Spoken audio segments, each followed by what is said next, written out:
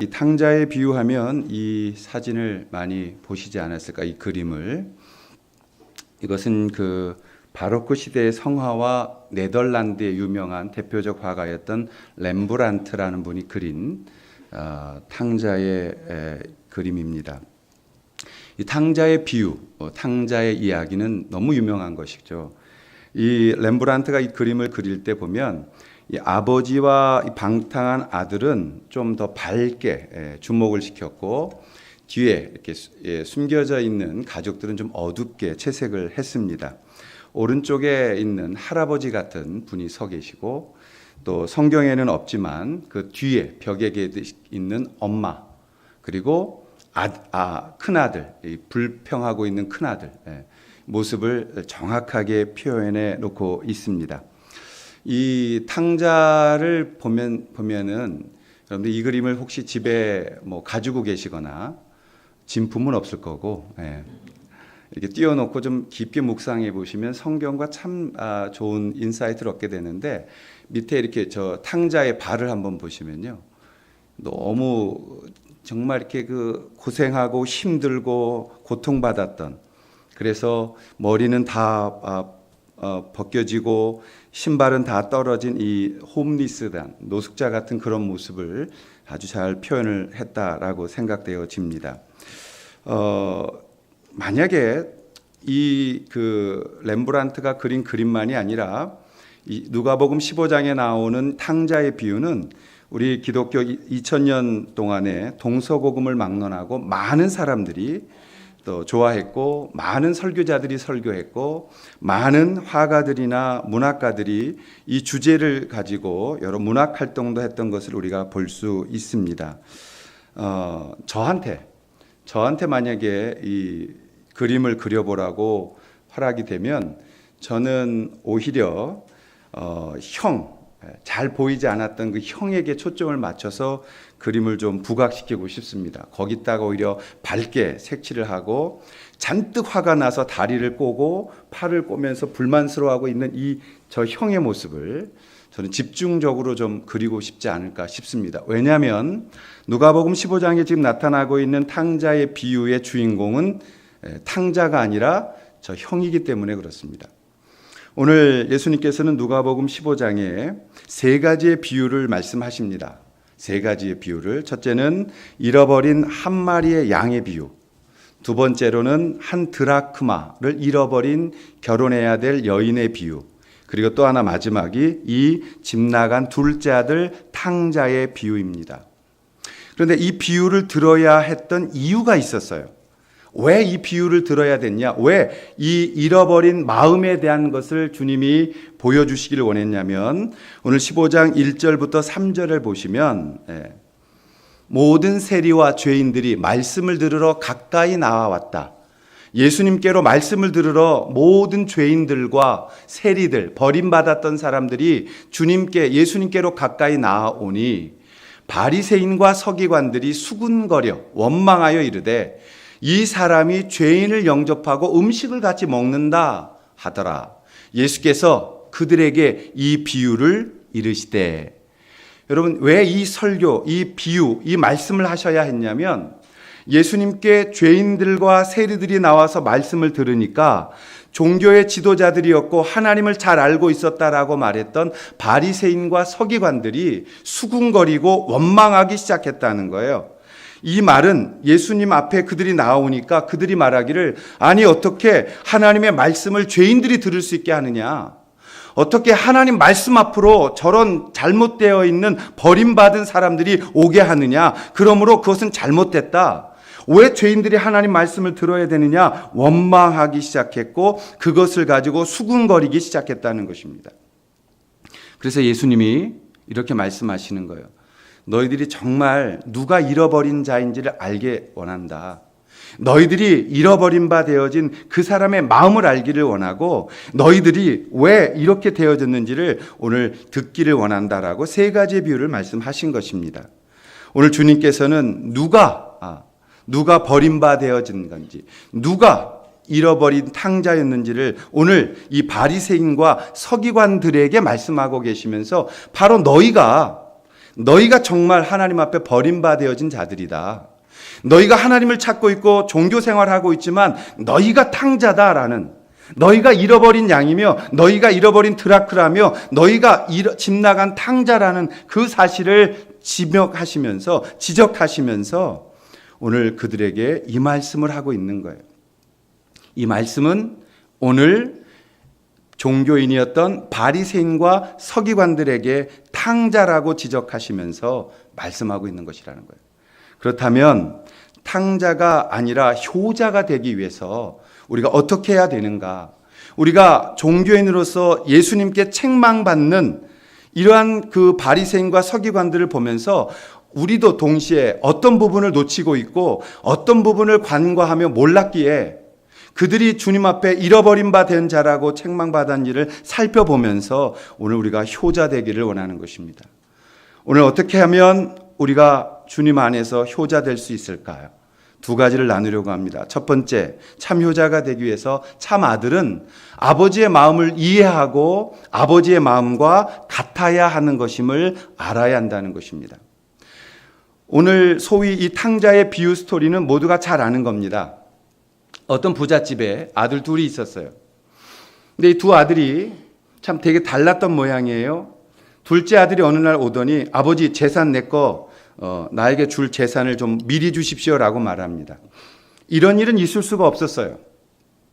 유대 사회에서는 아버지가 아직 죽지 않았는데 재산을 달라고 말하는 건 말이 안 되는 거예요. 그럼 만약에 그래도 달라고 하면, 만약에 아버지가 죽고 나서 재산을 분배하면 맏형이, 큰형이 3분의 2, 둘째가 3분의 1을 받는 겁니다. 그런데 아버지가 죽기 전에 재산 달라고 그러면은 9분의 1만 주는 거예요. 근데 이 둘째는 어리석게도 이런 손해를 보면서도 내가 받을 9분의 1이라도 달라고, 그리고 그걸 받아가지고 가서 먼 타향에 가서 다 소비했다 이 말이에요. 다 허랑방탕하게 그걸 써버렸고 그 돈을 다 쓰고 나니까 이제 먹을 것도 조차 없는 거예요. 그래서 이리저리 기웃거리면서 구걸하다가 어떤 일까지 하게 됐냐면 돼지 치는 일까지 한 것입니다. 여러분, 유대인들에게 있어서 가장 혐오스럽고 더러운 짐승이 뭐냐면 돼지예요, 돼지. 근데 이 돼지는 유대인들이 먹으려고 길렀던 것이 아니라 특별히 그 로마인들이, 그리고 그 정복자들에게 바치기 위해서 유대인들이 기른 거예요. 그러니까 돼지치는 직업이라는 것은 당시에 유대인들에게 있어서는 가장 아주 바닥의 직업이었다는 것을 볼 수가 있는 것입니다. 그렇게 바닥에 가장 인생의 아주 바닥을 치고 있다가 돼지가 먹는 쥐염 열매를 먹었다 이 말이에요. 쥐염 열매를 저도 먹어봤어요. 먹었는데 못 먹진 않습니다. 그런데 엄청 떫고 맛이 없고 정말 마지못해 먹는 것이지 즐거이 먹는 건 아니에요. 그거를 이 둘째 아들이 다 잃어버리고 인생의 바닥 속에서 그걸 먹으면서 생계를 유지하면서 어떤 마음이 들었느냐는 거예요.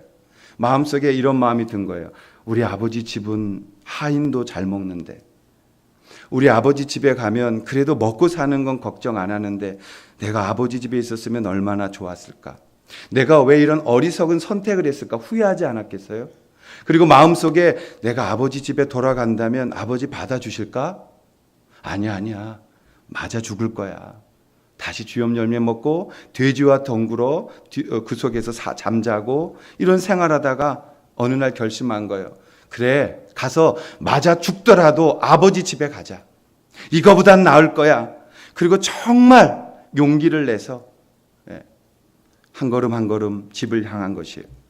그런데 아버지가 먼 데서 그걸 지켜보다가 자기의 둘째 아들이라는 걸 알고 달려가셔서 그 아들을 끌어안고 집으로 데려다가 목욕을 시키시고 새 옷을 입히고 이 가락지를 끼우면서 다시 그 신분을 회복시키시고 잔치를 열어서 송아지를 잡고 온 동네 사람들을 불러다가 내 집 나갔던 아들, 죽었다고 생각했던 아들이 돌아와 너무 기쁘다고 풍악을 울리고 잔치를 벌였다 이 말이죠. 여기까지는 그렇게 중요한 게 아닙니다. 실제 중요한 건 바로 25절에 큰아들이 등장하면서 중요한 거예요. 이런 잔치가 집에서 벌어지고 있는데 큰아들이 그날도 이 밭에 가서 열심히 일을 하고 돌아온 거예요. 그날도 아버지의 그 사업, 아버지의 일들을 열심히 하고 지쳐서 집으로 돌아오고 있는데 이상하게 집에서 잔치 소리가 나고 풍악 소리가 나고 음식 냄새가 나고 기쁜 일이 생긴 거예요. 아들이 이게 무슨 일인가? 그리고 하인을 불러서 무슨 일이냐고 물은 것입니다. 그랬더니 하인이 여차저차해서 당신 둘째 동생이 돌아왔고 아버지가 기뻐하셔서 소를 잡고 사람들을 데려다가 잔치를 열었습니다. 그러자 28절 형의 반응이 난 거예요. 그게 뭐냐면 그가 노하여 들어가고자 하지 아니하거늘 그가 너무 화가 났다. 노하다라는 말이 오르기스테라는 헬라어인데요. 이게 무슨 뜻이냐면 갑자기 화가 폭발했다 이런 뜻이에요. 갑자기 화가 났다. 오늘 우리나라 말로 번역한다면 뚜껑이 열린 거죠. 화가 팍 나면서 집에 들어가지 아니하고 바깥에서 버티는 거예요. 분노가 터진 거예요. 그러자 아버지가 나와서 아들을 데려가길 원했다는 거예요. 그런데 29절 30절에 보면 아버지께 자기의 생각을 말하기 시작합니다. 아버지, 이러면 안 되는 거죠. 저 둘째 녀석이 어떤 녀석이에요? 지금 어떻게 고개를 들고 집을 들어와요, 저놈이? 내쫓으세요. 아니면 때리세요. 야단치세요. 책망하세요. 반성시키셔야 돼요. 아버지, 저가 아버지의 살림을 가져다가 창녀들과 함께 삼켜버린 이 아들이 돌아오매 어떻게 송아지를 잡으세요? 어떻게 저를 용납하세요? 근데 그 말 속엔 이런 게 들어있는 거예요. 저는 그럼 뭐예요? 저는 뭐예요? 나는 아버지 말 그렇게 잘 듣고 열심히 아버지의 일을 하고 나는 아버지 지금도 밭에 가서 죽도록 일하고 돌아왔는데 아버지 나는 뭐예요? 제가 저렇게 돌아왔을 때 아버지 기뻐하시면 나를 지금 어떻게 상대하시는 거예요? 빨리 내쫓으세요 라고 말하고 있는 것입니다. 여러분 이 모습 속에서 예수님이 지금 바리새인과 서기관들의 모습을 보여주는 거예요. 너희들은 하나님 믿고 있었다고, 너희들은 하나님을 섬기고 있었다고 말했지만 아버지의 마음은 전혀 이해하지 못하고 있지 않느냐. 너희들은 하나님 마음 전혀 알지 못하고 있지 않느냐. 그러면서 어떻게 너희가 하나님의 아들이라고 말할 수 있겠느냐는 것입니다. 예수님 당시까지 유대인들, 특히 종교인들 중에 바리새인들, 종교 지도자들 중에 최고 근본적인 바리새인들은 그 신앙의 목적이 거룩에 있었습니다. 어떻게 하면 거룩할 수 있는가? 어떻게 하면 우리가 거룩해지는가? 그래서 바리새인들은 율법이 다 지켜져야 그때 메시아가 온다고 믿었던 거예요. 그래서 그들은 거룩함을 앞세웠고 거룩 율법을 지켜야 한다라는 율법주의자가 되었던 것입니다. 그들이 그런 마음을 갖고 있었기 때문에 예수님도 싫어하게 된 것이요. 죄인들이 하나님 앞에 오는 것을 싫어한 것이에요. 왜요? 저 죄인들이 하나님께로 오면 메시아는 못 오게 되어지는 것이고 하나님의 나라는 도래될 수가 없다고 믿었기 때문이에요.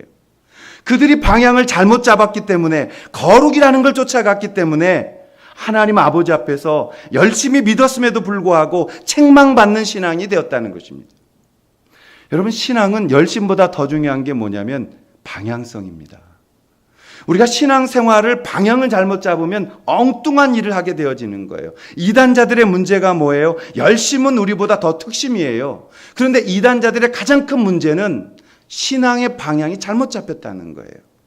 그들이 그 방향성을 잘못 잡았기 때문에 그들이 성경을 버리게 되어지는 것입니다. 성경보다 더 자기들이 믿고 있는 것을 하나님이라고 믿고 있었던 것이에요.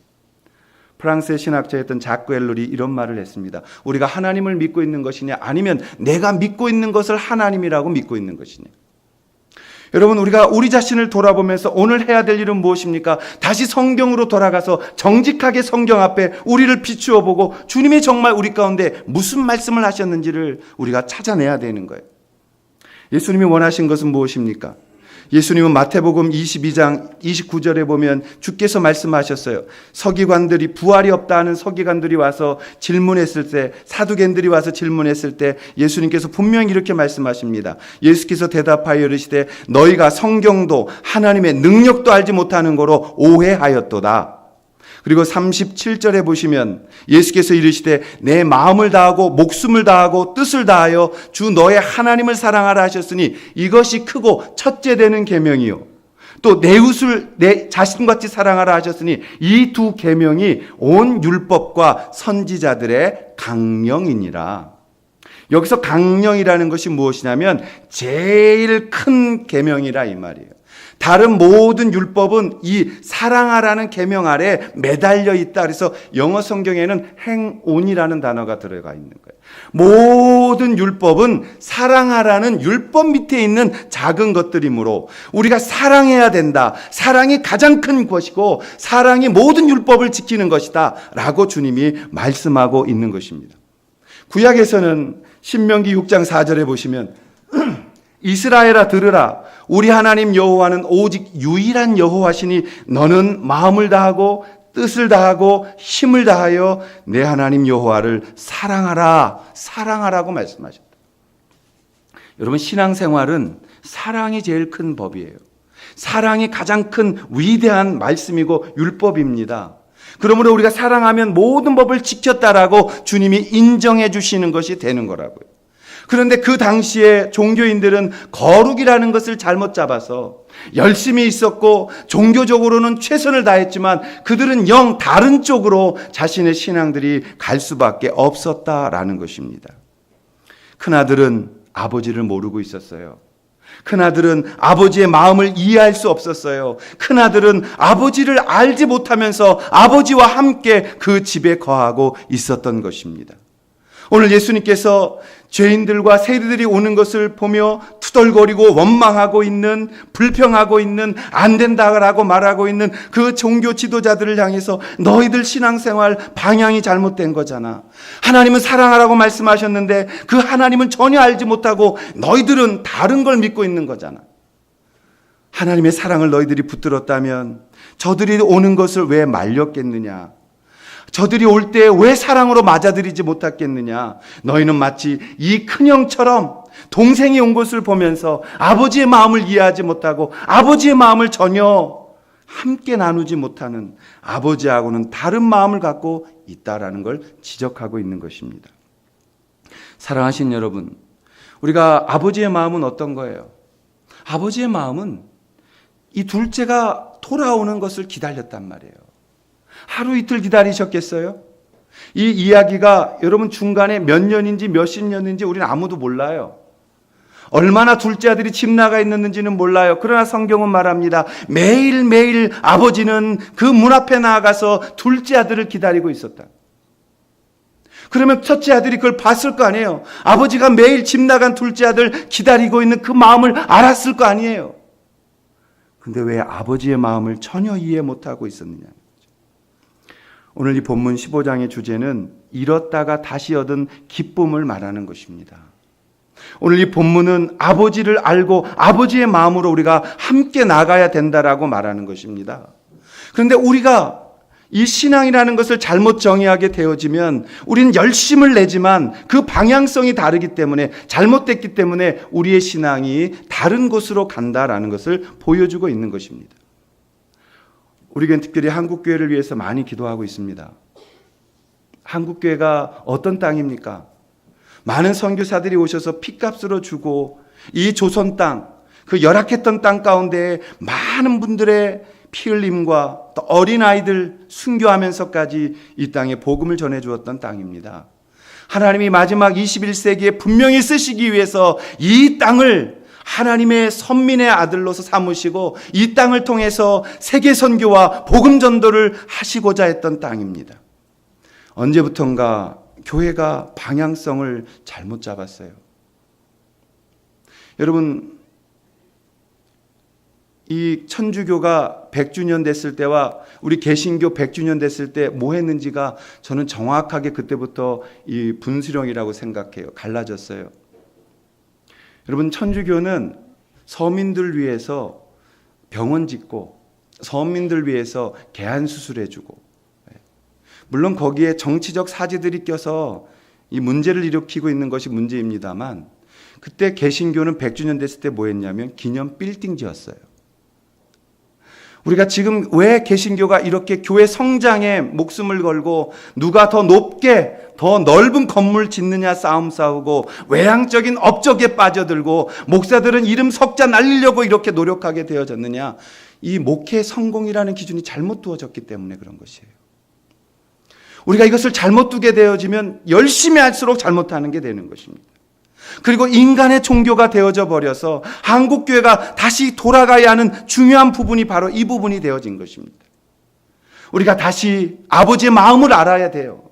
우리가 다시 하나님의 마음을 알아야 돼요. 그래야 그 마음을 같이 닮아가고 겸손하게 예수님처럼 세상을 향해서 섬기는 자로서 서게 될 수 있다라는 것입니다. 예수님은 이 땅에 오셔서 군림하시거나 예수님은 이 땅에 오셔서 다른 어떤 것에 에너지를 빼앗기는 걸 원하지 않으셨어요. 교회가 화려한 거 원하지 않으셨어요.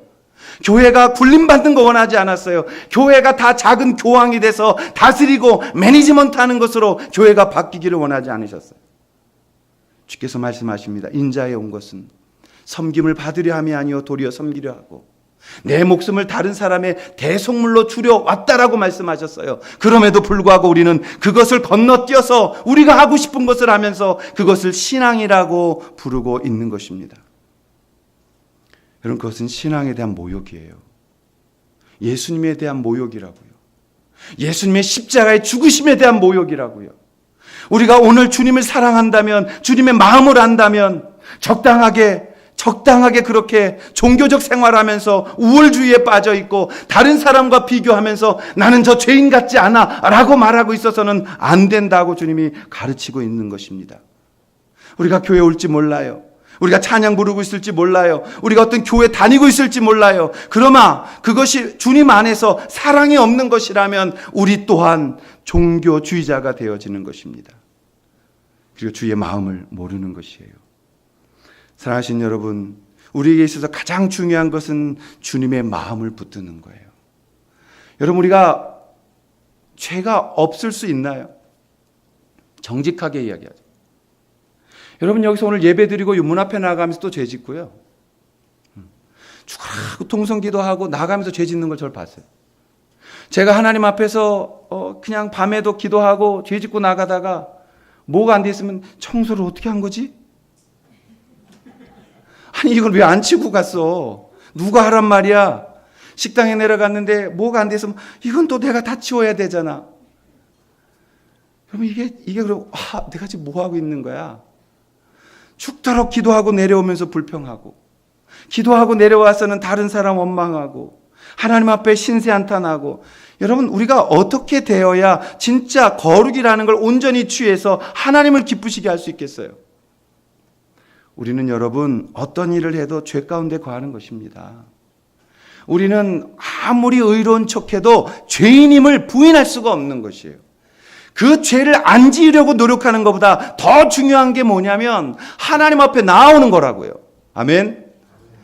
우리가 어떤 죄를 졌을지라도 나를 기다리고 계시는 그 은혜의 주님의 사랑 앞에 나올 때 주님이 나를 회복시키시고 나를 다시 세우신다는 것을 오늘 이 본문을 통해서 말씀하고 있는 거잖아요.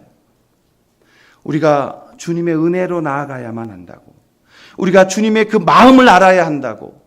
우리를 먼저 세우시고 먼저 구원받게 하신 이유는 우리로 하여금 또 다른 연약한 자를 섬기며 그들에게로 나아가도록 우리를 세우신 거라고. 우리가 이 고백을 드릴 때 아버지의 마음을 알게 되는 것이고 정말 예수님을 온전히 믿게 되어지는 것이고 눈물 나도록 정말 주님 앞에 감사함으로 갈 수가 있는 것입니다.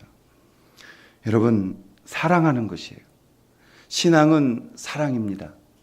우리는 더 어떤 것보다도 사랑하고 우리는 그 아버지의 마음을 알고 이해하고 그 아버지를 닮아가는 것이 우리가 걸어가고 있는 길이라는 것을 이해하셔야 됩니다. 죄 짓는 걸 두려워하지 마시고 사랑하십시오. 주님 앞으로 나오셔서 그 주님을 붙드십시오. 그러면 주님이 해결해 주시는 거예요. 여러분, 자녀들 길러보셨잖아요. 애들 보면 어떤 애들은 오면 맨날 이렇게 여우짓 하는 애들이 있어요. 자녀들 중에서도. 아빠 1,000원만. 너 1,000원 줬잖아. 그래도 또 1,000원이 필요해요, 아빠. 사랑해요. 어떻게 해야 돼? 2,000원 주죠, 2,000원. 네. 근데 어떤 애는 아빠 제가 다 알아서 할게요. 조금 서운해요. 네. 네가 지금 어떻게 알아서 한다고. 지금 알아서 하지 말고 나중에 내가 늙어서 돈 못 벌 때 그때 알아서 해. 지금은 내가 너를 가장 사랑하고 이뻐하는 거는 나한테 와서 나를 즐겁게 하고 나의 마음을 알고 나와 함께 이걸 누리는 거야. 오늘 주님이 우리에게 원하시는 것은 여러분 죄 하나 안 지려고 노력하는 것 중요해요. 근데 여러분 죄 안 지려고 노력할수록 여러분 더 죄 짓게 돼 있어요. 어떻게 해야 죄를 멀리할 수 있느냐? 주님의 그 은혜, 그 사랑, 나를 위하여 기다리고 계시는 그 아버지의 마음, 그 마음 붙들 때 우리가 정말 주님 사랑하게 되고 주님 싫어하는 죄를 안 짓게 되는 것이지 뭐 하나 좀 안 한다고. 한국 기독교가 유난하게 금주, 금연, 금무 이 세 개에 목숨 거는 것 같아요. 저는 여러분 그런 거 하고 정지하고 싶은 마음 없어요. 어떤 분은 교회 올 때 담배를 못 끊어서 교회 못 온다 그러더라고요. 그래서 제가 그랬죠. 피시라고. 날 추워서 이런 날 입에다 불 뗀다고 누가 그거 원망하겠어요. 그냥 패시라고 태시라고. 오실 때 한 5개 한꺼번에 떼시고 오시라고. 그것 때문에 예수님께 못 올 이유가 무엇이에요? 우리가 예수님께 못 나올 죄가 어디 있어요? 그걸 덮으실 만한 주님의 은혜가 더 크신 것을, 그것을 기다리시는 아버지의 마음이 더 간절한 것을, 우리가 그것을 바라보며 함께 아버지의 마음을 품고 아버지를 이해하는 것, 그것이 효자다. 그 마음 붙들고 주님 앞에 나아가는 우리 모든 만방샘 성도들 되시기를 주님의 이름으로 축원합니다. 예수님은 그 종교인들이 어떤 부분을 놓치고 간과하고 몰랐기 때문에 그들을 야단치셨을까요? 우리가 탕자가 아닌 효자가 되기 위해서 무엇이 필요한가? 두 번째, 참 아들은 아버지를 알고 즐기는 아들이어야 한다는 것이다. 아버지를 알고 즐긴다는 것이 무엇이냐? 자, 본문 31절을 보시면 아버지가 이르되 너는 항상 나와 함께 있으니 내 것이 다 내 것이로다. 이 말이 왜 나왔어요? 본문에서 맏아들이 불평하잖아요. 아버지 나를 위해서는 아버지 염소 한 마리 내가 아버지 걸 안 먹었고 나를 위해서는 안 잡으셨고 저 집 나갔던 둘째가 왔을 땐 소 잡고 잔치 열고 아버지 정말 이러시면 안 되죠. 그때 아버지가 한 말이에요. 아들아 내게 다 너의 것이었어. 나는 다 너에게 주었는데 너는 왜 그것을 즐기지 못했냐 이런 것입니다. 이 말이 뭐예요? 집 나갔던 아들은 멀리 나간 것이고 아버지와 함께하면서 아버지를 즐기지 못하고 있는 이 큰아들은 집안에 아버지하고 함께 있었지만 가까운 데 있는 집 나간 아들이었다 이 말이에요. 너의 마음이 나와 함께하고 있지 못하고 너가 나와 함께하고 있지 못하는데 너가 어떻게 나하고 함께했던 아들이냐. 저 아들은 재산 들고 나가서 그 돈 까먹고 온 것이고 너는 내 재산 가지고 묻어두어서 다 그냥 썩히고 있는 거라. 여러분 이 말씀을 우리가 좀 깊게 묵상할 필요가 있습니다. 두 아들의 차이점은 작은 아들은 맞아 죽을 줄 알고 돌아온 거고 큰 아들은 아버지의 사랑 가운데서 전혀 감동되지 않고 돌아오지 않고 집안에 들어가고 있지 않은 거라 이 말이죠. 여러분 누가 아버지의 마음을 경험한 거예요? 아버지가 볼 때는 집 나갔었지만 아버지 찾아와서 아버지라고 안기는 둘째 아들이 더 중요한 거라고.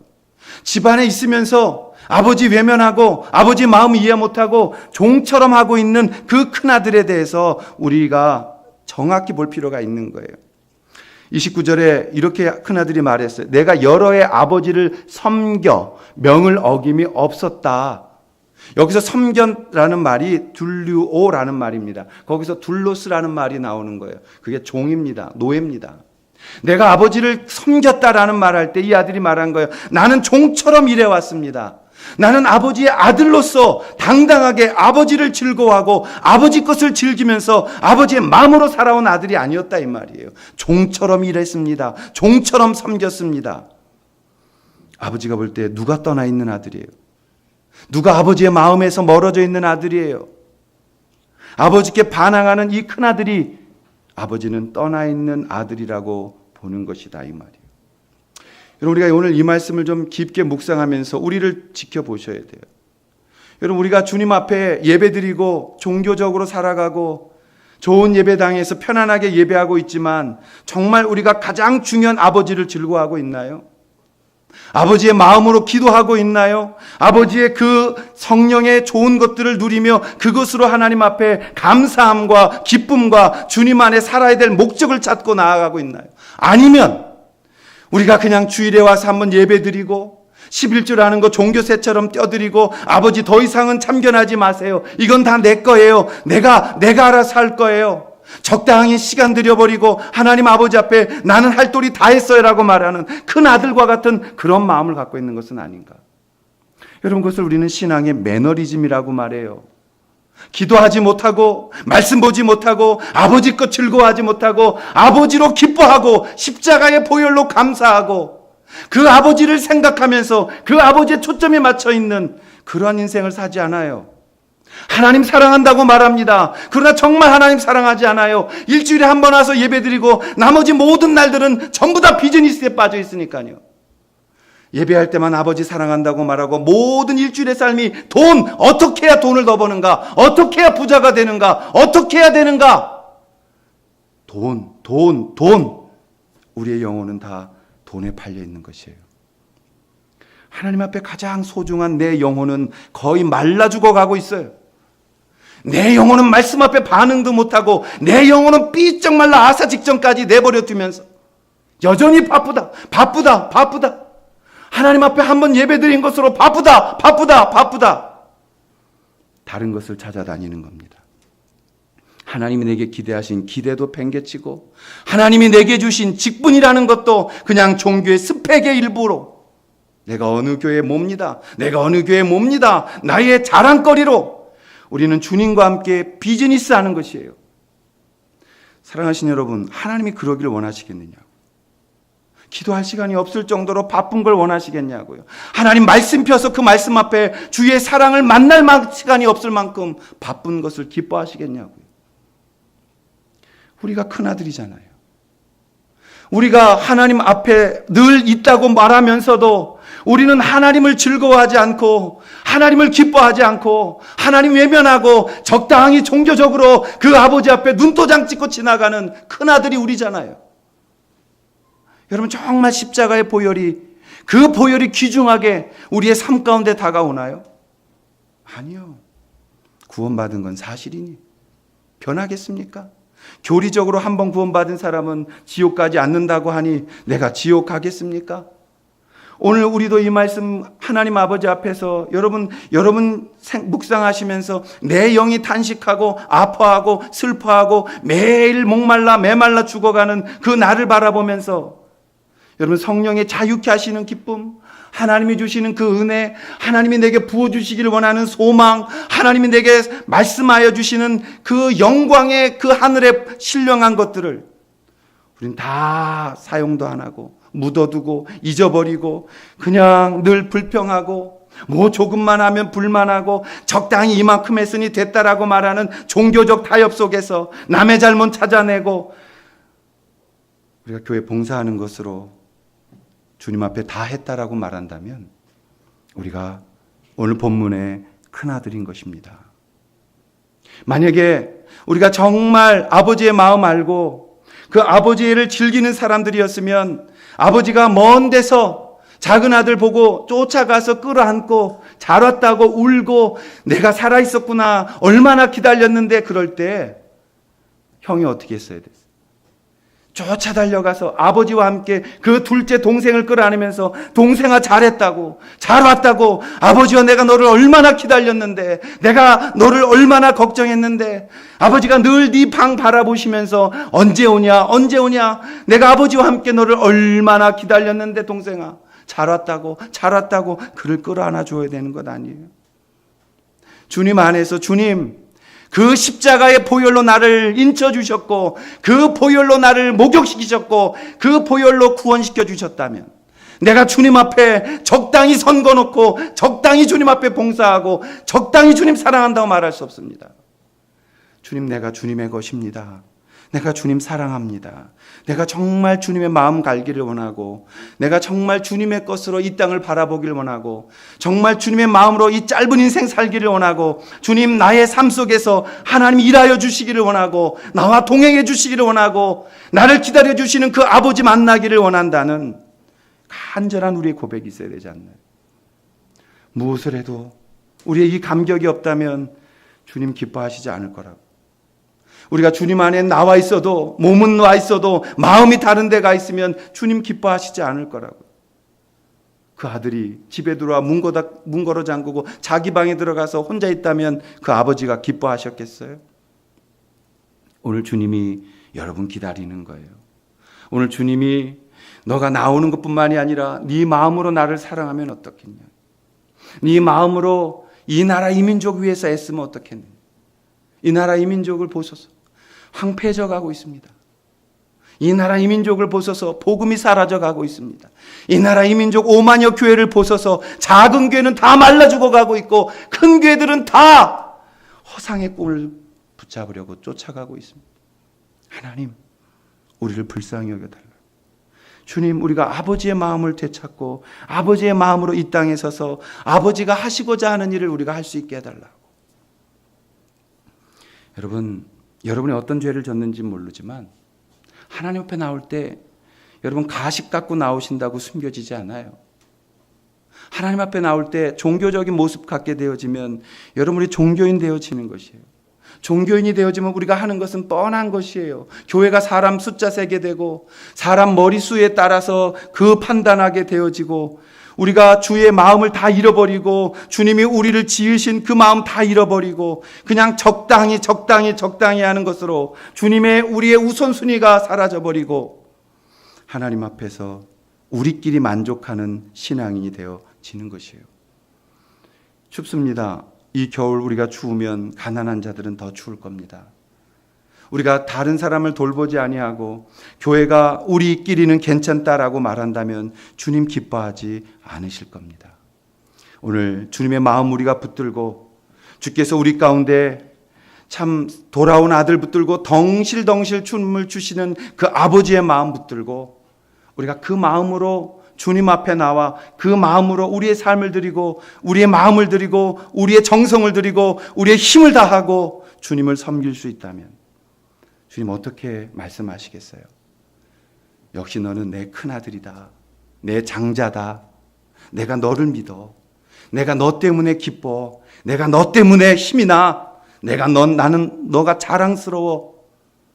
그런 아들이 되어져야 효자가 되는 것이에요.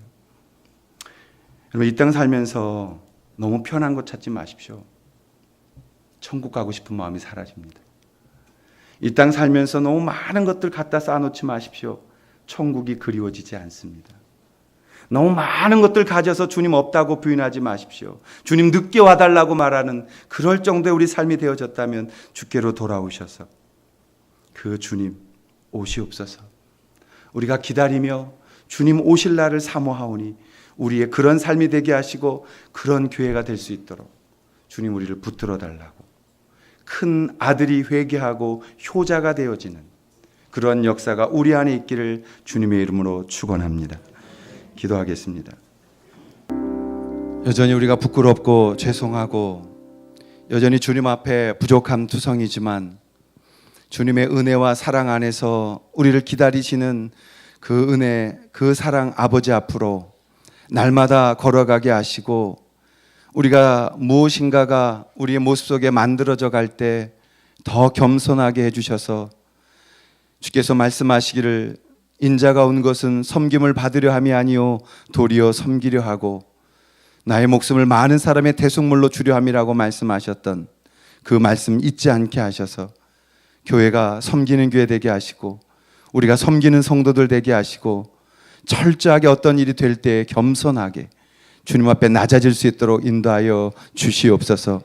하나님, 우리를 사랑하시는 주님, 우리 어떤 것도 용납하시고 안아주셔서 우리를 기뻐하시는 주님, 우리가 효자 효녀들 되게 하시고 하나님 아버지 앞의 것들 우리가 정말 온전하게 돌릴 수 있는 믿음 주셔서 하나님 기뻐하시는 자녀들 되도록 인도하여 주시옵소서.